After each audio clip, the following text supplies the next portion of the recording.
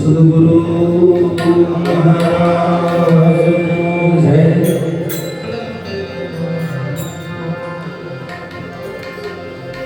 सद्गुरु जी श्री राम महाराज जय। गुरु सत्तान राम महाराज जय। गुरु राम महाराज जय। हरि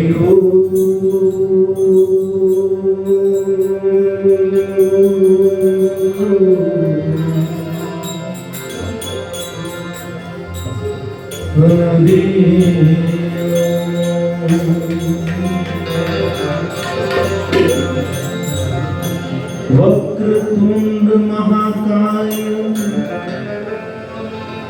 सूर्यकोटि समप्रभा निर्विघ्नं कुरु मदेव सर्वकार्येषु सर्वदा। ज्ञानमलं गुरुर्मूर्ति पूजामूलं गुरुपदम् मन्त्रमूलं गुरुर्वाक्यम् मोक्षमूलं गुरुकृपा मोक्षमूलं गुरुकृपा।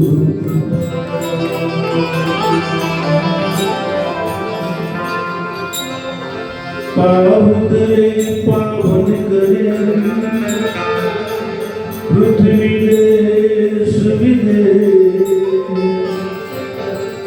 पावन उस धरती जहाँ मेरे संत करे प्रवेश मेरे संत करे प्रवेश। सद्गुरु महाराज जय। सद्गुरु शंकर महाराज जय। सर्वे संतों जय।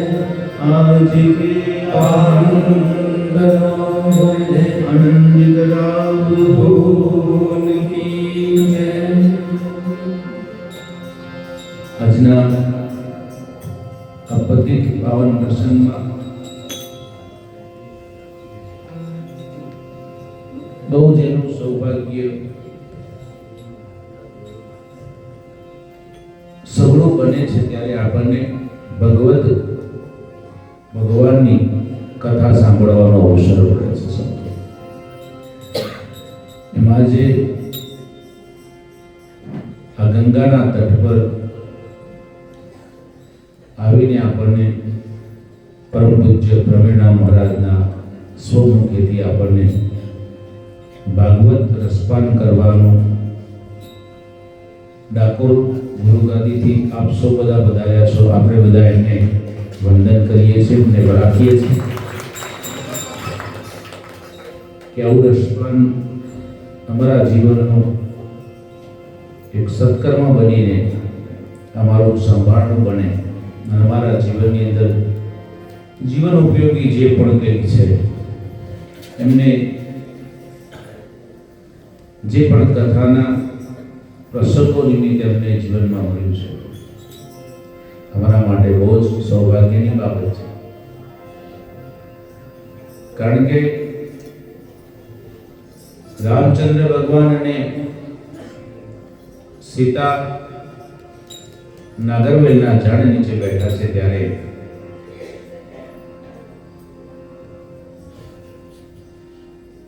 ભગવાન સીતાને પૂછે છે કે હે સીતે, આ નાગરવેલનું ઝાડ ભાગ્યશાળી છે કે આપણે એની નીચે બેઠા છીએ એ ભાગ્યશાળી છે? સીતાજીએ કહ્યું કે મને આ બધી વાતના પ્રશ્નના ઉત્તરનો જવાબ મને ના આવડે, તમે લક્ષ્મણને પૂછો. લક્ષ્મણને ભગવાને પૂછ્યું છે કે હે સીતે, હે લક્ષ્મણ, આ ઝાડ ભાગ્યશાળી છે કે આપણે એની નીચે બેઠા છીએ એ ભાગ્યશાળી છે?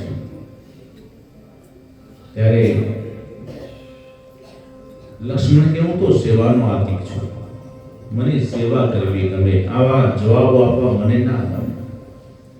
એટલામાં હનુમાનજી ત્યાં આવ્યા છે. હનુમાનજીએ આ પ્રશ્નોની ચર્ચા સાંભળીને પૂછ્યું, આ તો હનુમાનજીને પૂછો. અને હનુમાનજીને પૂછ્યું ત્યારે કહ્યું કે આ બધા પ્રશ્નોનો જવાબ તો મળશે, પણ થોડી જગ્યા આપની બધાની વચ્ચે થોડી જગ્યા કરો.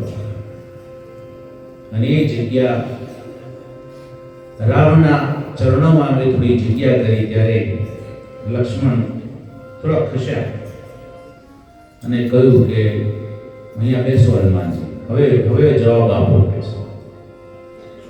હનુમાનજી જ્યારે જવાબ આપે છે ત્યારે કહે છે કે નથી આ ઝાડ ભાગ્યશાળી કે નથી તમે ભાગ્યશાળી, તમારા ચરણોમાં હું બેઠો છું, હું.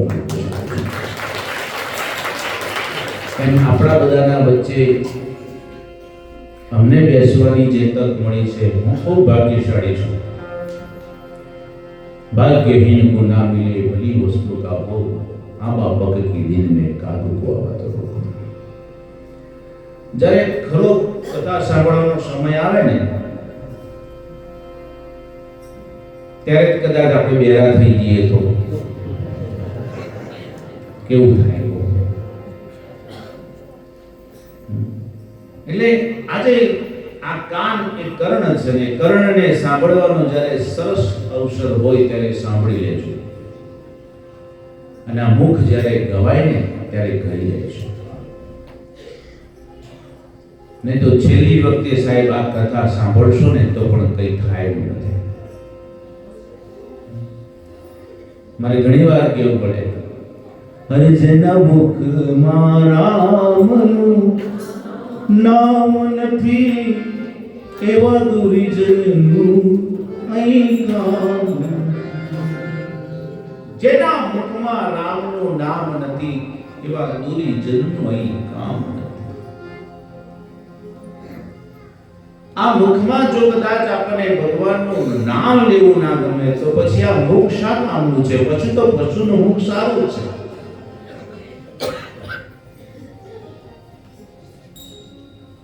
કારણ કે પશુનો ધર્મ છે એને ખાવું અને પીવું, એને આપી દેવું, બસ. બીજું કામ શું છે? બસ આ જીવની દશા એ છે. એટલે સજ્જનો, મુખ તો બધાને મળ્યા છે, પણ આ મુખ એવું છે,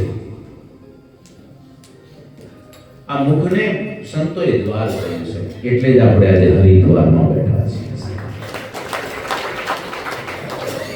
તમે કોકિલાબેનના દ્વારે ગયા હશો, અર્જુનભાઈના દ્વારે ગયા હશો, ભગવાનના દ્વારે ગયા હશો, પણ આ મુખમાં જે દિવસ રામ નામ બોલાય એ દિવસ આ મુખ હરિદ્વાર બની જાય છે.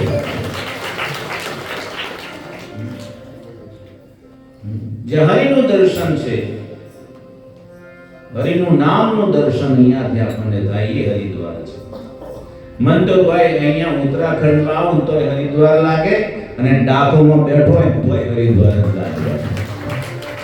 આપણે આ મુખમાંથી પ્રભુનું નામ જ્યારે જ્યારે લેવાય ત્યારે હરિદ્વાર આવે. અને હરિદ્વાર જ્યારે હોય,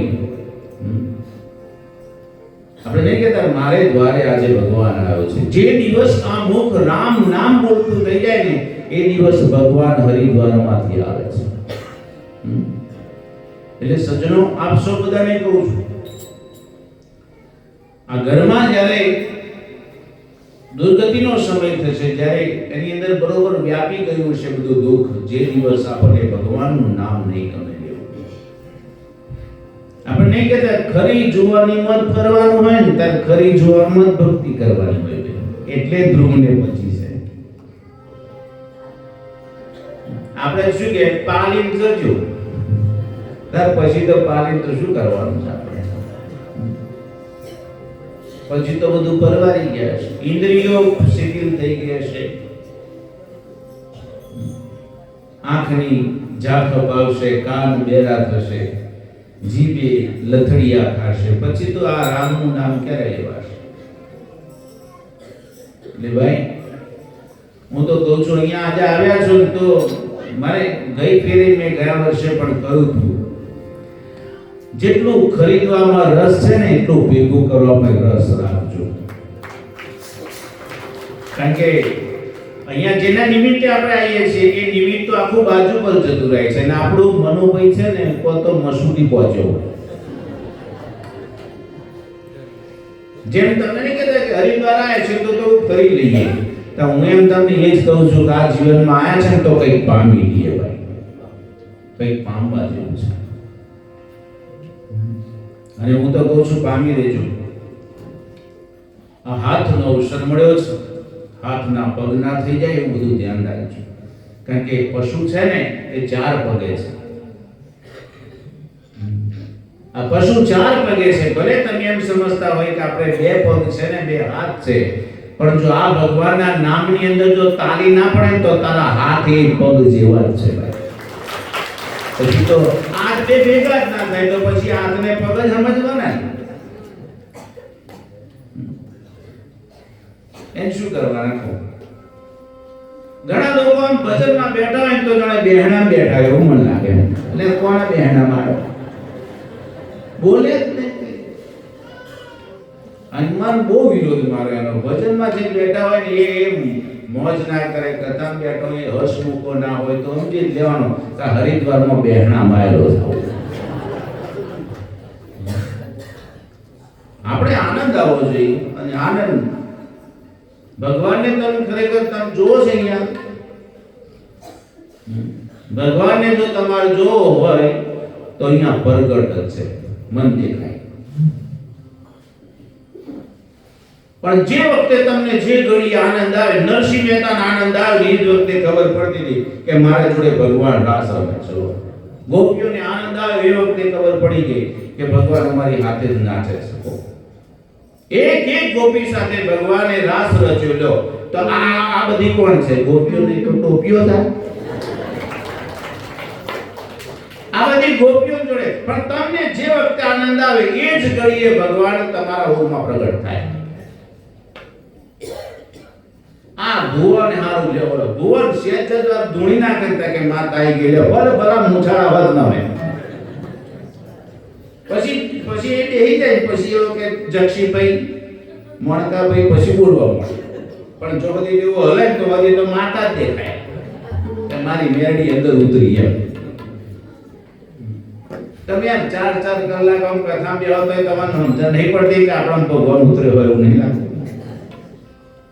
ઉતરી મેં હમણે થોડી વાર ભજનમાં દિનેશભાઈ કહ્યું હતું, મેં દવાખાનાના દર્દીઓ બધા બહુ જોયા. તમે માણસને દર્દી રૂપે જોયો છે, પુરુષને જોયો, બાળકોને જોયા. આ બહુચરાજીનો માસી પાસે એમનો કોઈ દર કેસ કઢાવતો જોયો. અને બતાવો મને એક કોઈ લાઈનમાં ઉભું હોય. કેમ કે એમને ડાયાબિટીસ બીપી નહીં હોય કશું મોહન માસી બા તમે જોજો એમને કશું કોઈ કેસ જ નહીં કઢાવવાનો. કારણ કે પરમાત્માએ જેવું જીવન આપ્યું છે જોડે દવાઈ આપી દીધી છે. સવારથી ઉઠીને પ્રેક્ટિસ ચાલુ. તો હું તમને એમ કહું છું આજનો દાડો તો આ પ્રેક્ટિસ કરો. 2 કામ થશે, દુઃખ અને સુખ બે હાથે. દુઃખ ને સુખ બે ભેગું આવે. બોલો આજનું આમ શરીરે આમ સત્તાનાદંતે મને રાજુભાઈ હવારે કે તમારા કે આ બોડી આખી કે છે બ્રેક થઈ ગયો એવું લાગે. મેં સાચી વાત છે. આ બોડીમાં કંઈક આવી જાય ને એટલે તરત જ વાયરસ લાગી જાય. શરીર કામ જ ના. એક પ્રેમી ખાલી એની પ્રેમિકાને જોઈ જાય તો એ બોલો બધું ભૂલી જાય. રાત તમને કશું થતું જ નહીં યાર મોર જોયા પછી તો કઈ થતું નહીં. આમ વાઇબ્રેશન નહીં આવતું કશું. 20 રૂપિયાની કોથળી કહી દે છે કે આ ઘરમાં હું પડીશું તો 4-4 કલાક આપણે બેઠા છીએ કઈ બેઠા વાઇબ્રેશન જ નથી આવતું. એટલે આપણને વાઇબ્રેશન આવવું જોઈએ. જેના પુણ્ય કેટલા બધા સુકૃત કર્મોનું પુણ્ય જાગે ને ત્યારે મનુષ્ય દેહ પ્રાપ્ત થાય છે. અને આ મનુષ્ય દેહ પ્રાપ્ત કર્યા પછી કેટલા બધા સુકૃત કર્મોનો ઉદય થાય ત્યારે આપણા જીવનમાં સદગુરુ સંતની પ્રાપ્તિ થાય.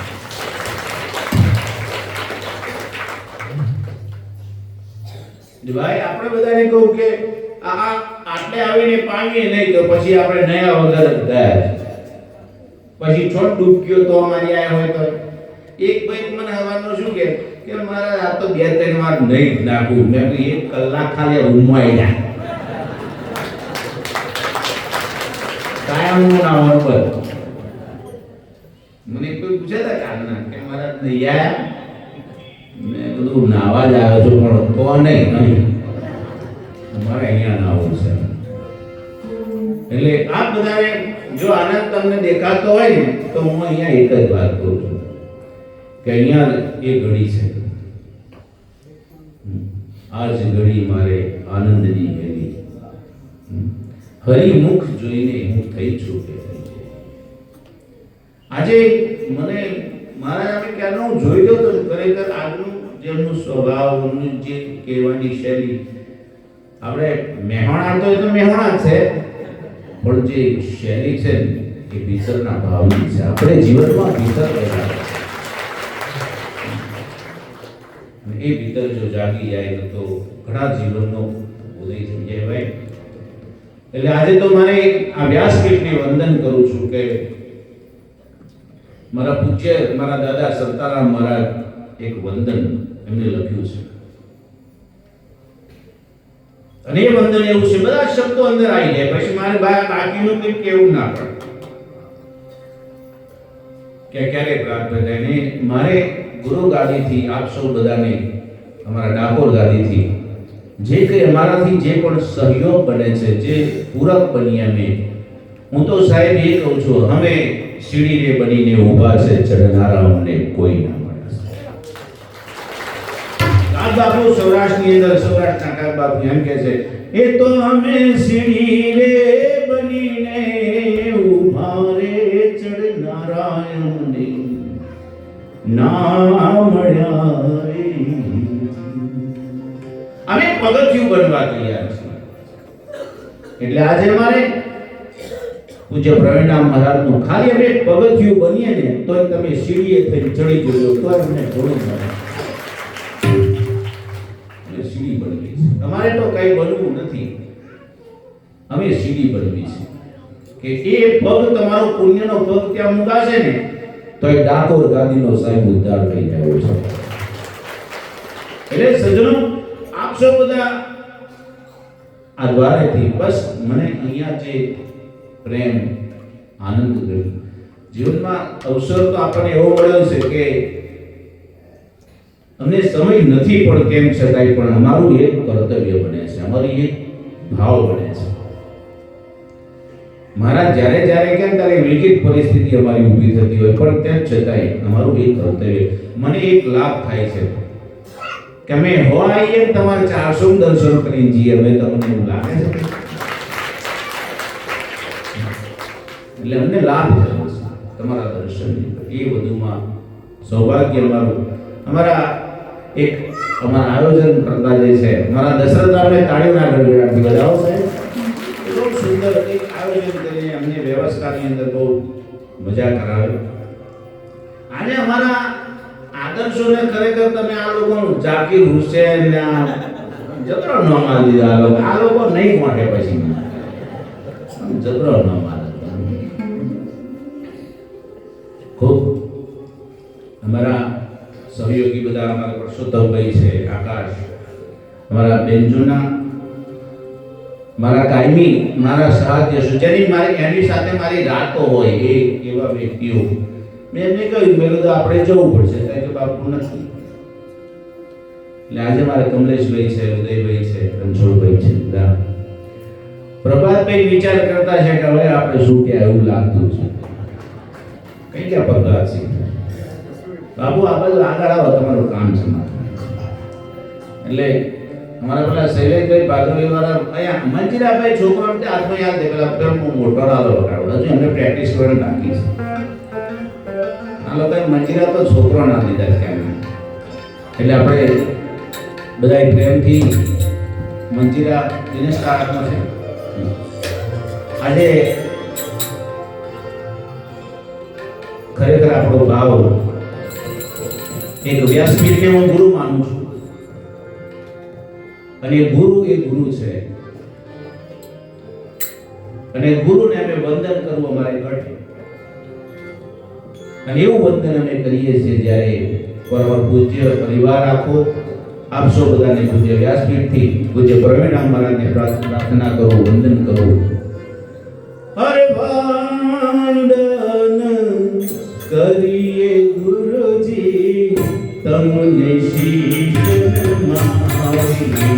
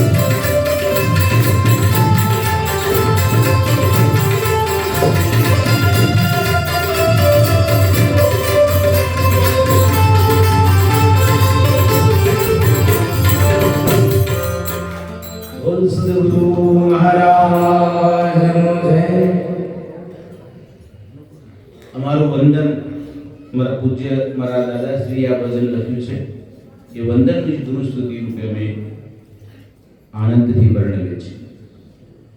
સજ્જનો, ભગવતના પ્રસંગોના અનુલક્ષીને જેને જેને પણ નારાયણ નામ લીધું છે એનો ઉદ્ધાર આપણને એક પતિત રૂપે આપણને કરાવે એ ગુરુ છે. વ્યાસપીઠ પરથી નારાયણનું નામ જ નૌતમ ના ભજે નર ન નારી રે દીક દીક જનની એને કહીએ જન્મ્યો તે જગ મારે. નારાયણનું નામ એક તો રાખવામાં અને બોલવામાં જેને જેને લાભ થયો એ લાભનું વર્ણન આપણે સ્વકરણે સાંભળ્યું છે. હું તો આપણે બધાને એ બળ રૂપે એ જ કહું છું કે આપણને જીવનમાં નામ મળે તો પણ ઘણું ભાગ્ય છે આપણું. કેમ કે જેને બોલાવે અને બોલે એ બેનું પણ મુખ પવિત્ર થાય છે. એક તો નારાયણ નામ લેવું ગમે અને એક નારાયણનું નામ જો પોતે હોય તો કેટલું સારું થાય. એટલે હું તો આપણે બધાને બહેનો ને વિનંતી કરું છું કે કદાચ આપણા ગર્ભિત રૂપમાં કોઈ અંશનો એક અંશ બંધાતો હોય અને એ અંશના રૂપે જો કદાચ આપણા ગર્ભની અંદર એક આકારનું નામ મળી જાય, એક નારાયણ નામ મળી જાય તો પણ આપણું સૌભાગ્ય છે. અજામિલના ઘરની અંદર સાહેબ એક પાપીના ઘરની અંદર સાહેબ જો કદાચ એક એવું પણ મેં જાણ્યું છે સાહેબ, ઋષિઓના ઘેર પણ રાક્ષસોના જન્મ થયા છે અને રાક્ષસોના ઘેર પણ ઘણા બધા સંતોના જન્મ પણ થયા છે. આપણે એવું નહીં માની લેવાનું કે આપણાથી કઈ થાય એવું નથી. નહીં સાહેબ, પણ છોડ નાનો હોય ને તો જ કલમ થાય. પછી 60 વર્ષના બાવરિયા બદલાય નહીં. ઘણા લોકો દોર આવે ત્યારે કે હેડો આપણે મહાભારત સાંભળીએ ને કથા સાંભળીએ, એ કશું થાય નહીં. એ પછી તો ખાલી કરવાનું જ આપણે. પણ એક સારું સુંદર કુમળું ઝાડ અને કુમળા ઝાડને કદાચ કલમ કરીએ તો કદાચ એની અંદર ફેરફાર થઈ શકે. જેસલનો થયો છે ભાઈ, એને કલમ થઈ ગઈ. અને હું તો કહું છું જીવનમાં એક નાવા આવે તો મેલ ઉતારીને જ જવું. આ બાર જે ગંગા વહે છે ને એ આપણા શરીરનો મેલ ધોઈ નાખશે, પણ આ ગંગા એવી છે સાહેબ, આપણા મનની અંદર જે મલિનતા છે આ સત્સંગ એ જીવનનો સાહેબ આપણો અનમુખ અવસર છે.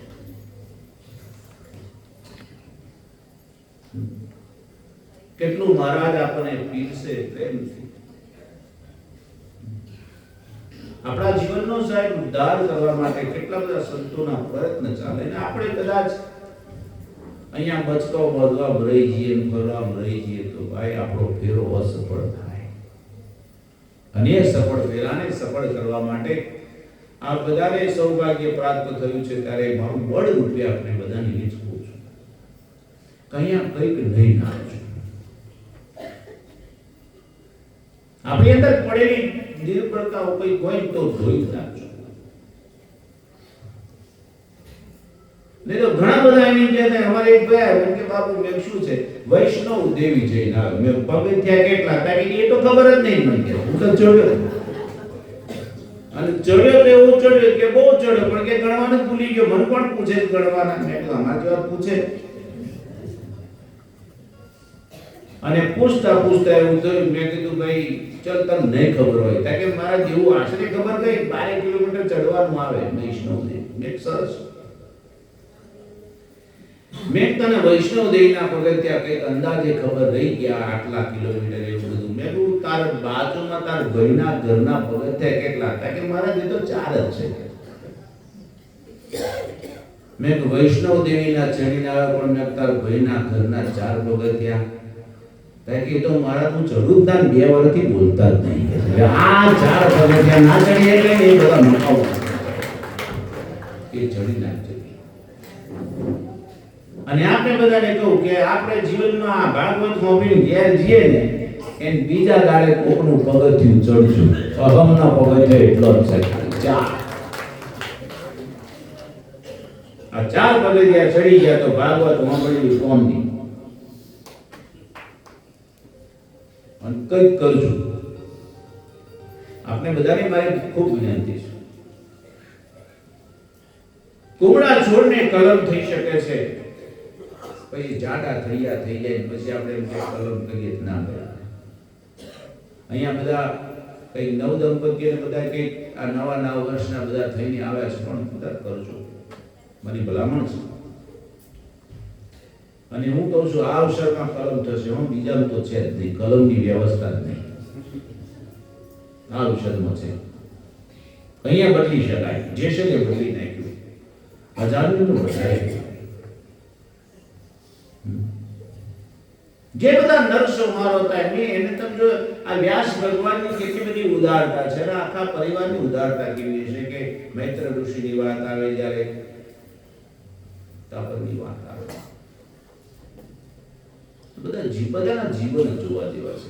હું તો કહું છું સાહેબ પ્રવીણ રામનું જીવન જોઈને મને પણ બદલવાની કંઈક પ્રેરણા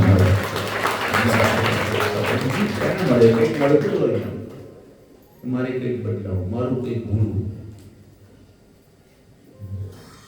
આપણે હવે કેરીની સીઝન આવે સમજી લેજો જેટલો રસ ખવાય એટલો ખાઈ લેવો. ડાયાબિટીસ વાળા ડોક્ટર ના પાડે બહુ રસ નહીં ખાવાનો પણ હું તો કહું છું ડાયાબિટીસ ના થયો હોય તો હજી રસ ખાઈ લેવો. હું એમ જ કહું છું જો હજી શરીરમાં રોગ ના આવે ને તો સુધી આ ભાગવત મોંઘી જ દેવી.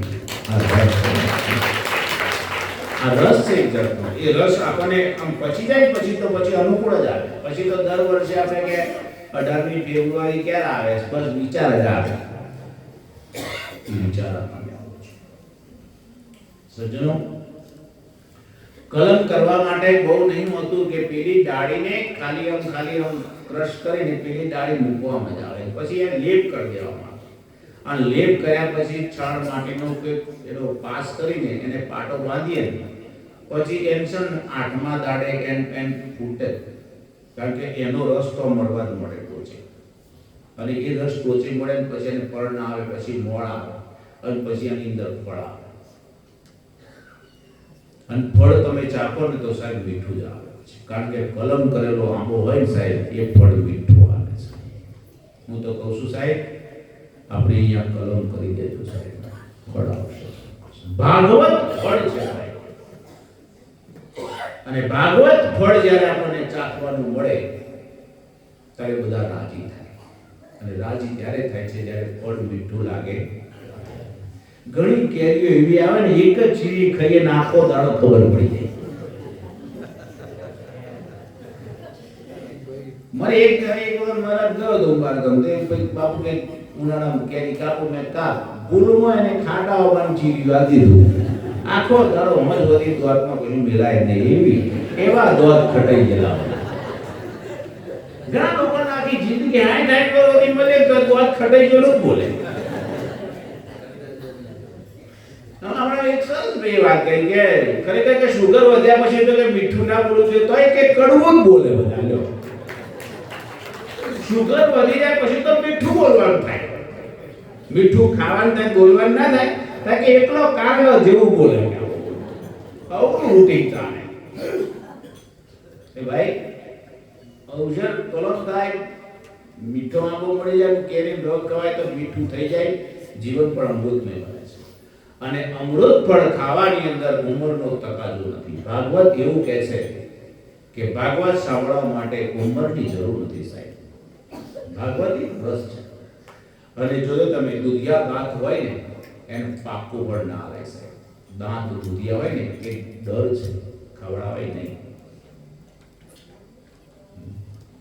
ભાગવતનું ફળ એ ઉંમર સુધીનું હોય છે પણ સાહેબ એવું નથી હોતું કે 60 વર્ષનો માણસ 7 વર્ષનું બાળક હોય કે 40 વર્ષનો યુવાન હોય સાહેબ રસ તમે કોઈ પણ ઉંમરમાં પી શકો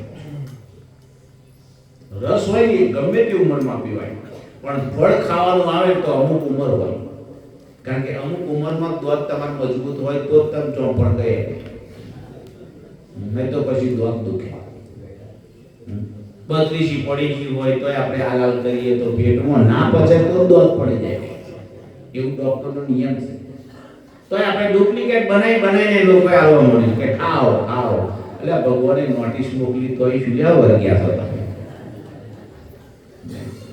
માફ મારો એટલે સાહેબ સરસ અવસર મળ્યો છે અને આજના અવસરના પ્રસંગે જે તે કંઈ આપણા સમયની અનુસરીને આ અવસરને ઉંમર નથી હોતી ગમે તે સમયની અંદર પી શકાય છે 60 વર્ષનો માણસ પી શકે 40 વર્ષનો માણસ પણ પી શકે રસ ગમે તે ઉંમરની અંદર પીવાય છે એમ ભાગવત ગમે તે ક્ષણે સાહેબ હું તો કહું છું રાતના 2:30 વાગે હું અભિવ્યક્ત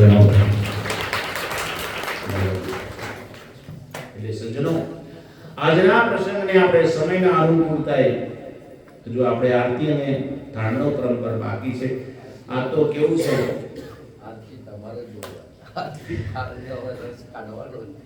અમે તો આખી રાતના ભાષા છીએ મારા પણ આ લોકોનો મોઢો જો ને એટલે મને ખબર ભૂખ્યા થયા મને તો અત્યારે વાંચવાનું કેવું છે મને એક ભાઈ કે બાપુ તમે કે એ પેલા ભાઈ આવું કેમ કહી દીધું મેં પીવાનું બંધ કરે એમ છે કહી દીધું મને ઓઠ પરથી ખબર પડે યાર અને મોઢો છે ખોપરાઈ ગયેલો હોય એટલે સમજી જવાનું કે આવા સલ્ફેટ નાખતા થઈ ગયા જેના ચહેરાથી ખબર પડી જાય એ વસ્તુ આપણા બોડી સુગર નાખવા જેવી છે વાઇબ્રેશન આવે છે હું તો કહું છું સાહેબ આ બધા થોડા સાત્વિક બનો સમાજ અને સંસ્કૃતિ રાત દિવસ સંતો તમારા માટે મહેનત કરી રહી છે શું કરવા માટે તમારા માટે છે એટલે અમે તો પૂર્ણ રાત સુધી મારા બોલ્યા કરીએ પણ આ બધાનું હું જોઉં એટલે મને દયા આવી જાય પાછા દયાળુ હોય પાછા કે આ જેલમાં ક્યારે છૂટે અને આપણે હું કહું અહીંયા બેઠા હોય પણ આપણી નજર તો હોય કે કેટલા 1:30 વાગવા આવ્યો હળો જલ્દી નીકળો ઋષિકેશ જવું છે બાપુ મસૂરી જવા બાકી છે હજુ કે ઘાટમાં જવા બાકી છે આ બધું બેઠે બેઠે કંઈ થતું હોય તો અને મારી મજૂરી માથે પડે આપણે ઓળતા હોય એક રાતે મારા 2 જણા બેઠેલા હલો બોલો 2 બેઠા ગરબા અને એ સમયમાં ઘંટીનો પડ્યો ખેંચવાનો આવે અને એક બીજા ઘંટી નાખે અલોન બોલો 2-2.5 કિલો કોદરા લઈને બેઠેલા અને લાઈટની વ્યવસ્થા નહીં હોતી તે પેલો ખડિયો ખૂણા બેડો છે તે ખડિયો ખૂણામાં દીવો અને આવા 5:30 વાગ્યાના બાટકેલા અંધારે તે 2 જણે ઘંટીનો પડ્યો અડધો ઘસી નાખ્યો છેવટે લોટ લેવાની કે કશું ના મળે કોદરા એમને એમ જ હતા તે પેલા અજવાળું થયું ત્યારે પૂછ્યું કે કોદરા હવે લોટ તો લઈ લો પણ શું લેવાનું લોટ પથરા કહેલા પણ કોદરા અંદર કોઈ નાખેલા હલો જોણે કે બોલો નાખે બોલો જોડે હલો નાખતો બે નહીં નાખે પેલો પેલા જોડે પેલો ઓળખતો છે, પેલો જોડે પેલો ઓળખતો. એટલે મારે એવું થાય, હું જોણું પ્રવીણરામ બોલે છે એ બેઠું હોય છે, હું જોણું કે આવું બેઠું હોય છે, પણ બેઠું ના બેઠું હોય. એટલે એવું થઈ જ નથી કે તમે કઈક ઓરજો, આ અહીંથી ઓરાય ને એ કઈક દરજો એમ કહું છું તો રોડ. એટલે બાપ આપણે આજના પ્રસંગમાં આ આજે બધો મોજ તો કઈક ચાલ હવે તો પૂર્ણાહુતિ જ, આપણે પૂર્ણાહુતિ જ છીએ. એટલે પૂર્ણાહુતિના પ્રસંગના સમય સુધી આપણે જે આનંદ તો કરશું. પણ આપને બધાને એક વિનંતી છે કે આવતીકાલે આ તમારા જાકીર ઉસ્તાદ હુસેનના બધા જે છે ને એમનો લાભ લેવો હોય તો કાલે 8 વાગે આવજો. मुझे मेरी मस्ती कहाँ लेके आई, जहाँ मेरे अपने सिवा कुछ नहीं, मुझे मेरी मस्ती. સંત વાણીને ભજનની મોજ માણવી હોય તો આવતીકાલે હું અહીંયા હોલમાં 8 વાગે આવી જઈશ. આપણે મોજ જો કરવી છે. અને હું કહું છું ખેતર મહારાજ હરખું ખેડવાનું અને વરાપ બરોબર થાય પછી ઓરો તો ભાગવતનું ફળ ચોક્કસ આવે. અને એ બી ફૂટે બરોબર હોય તૈયાર કરી દેવાનું, પછી મહારાજ આવશે એ પછી તરફે ખેંચી નાખશે. કાલે આપણે બરોબર મોજમાં આવી જાય આનંદ આવે. એટલે આરતીનું પ્રાગટ્ય મહારાજ આપ બધાઈ કરો. આવતીકાલે પણ આટલો જ આનંદ કરીશું. બોલ સદગુરુ